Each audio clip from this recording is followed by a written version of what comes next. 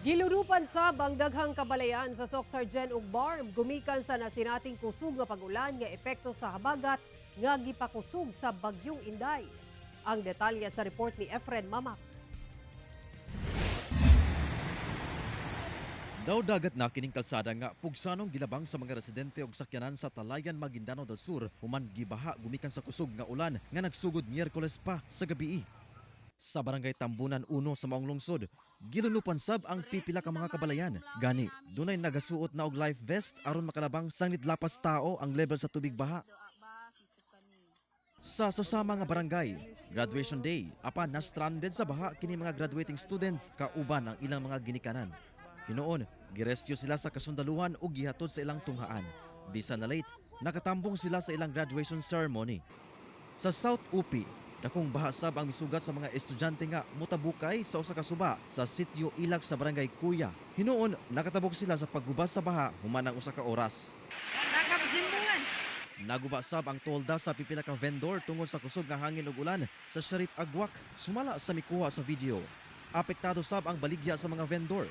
Walay no inasamdan sa hitabo. Sa Maguindanao del Norte, palisuray sab ang paglabang niini mga motorista o residente sa barangay Nituan, lungsod sa Parang, gumikan sa taman tuhod nga baha.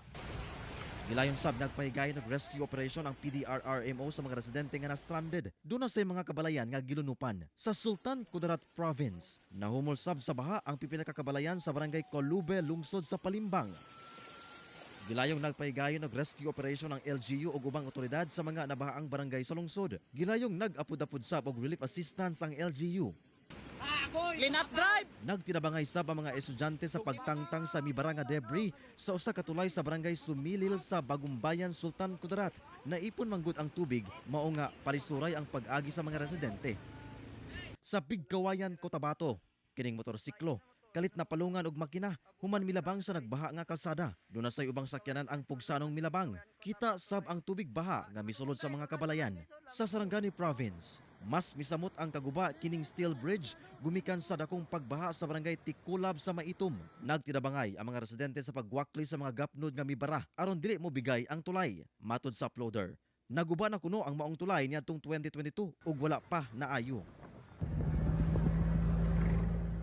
Dagkong balod sab ang miigo ni ining lansya sa Bungaw, Tawi-Tawi. Hinungdan nga nanyagit ang mga pasahero tungod sa kahadlok. Hinoon, luwas silang nakaabot sa Bungaw ug walay nasamdan.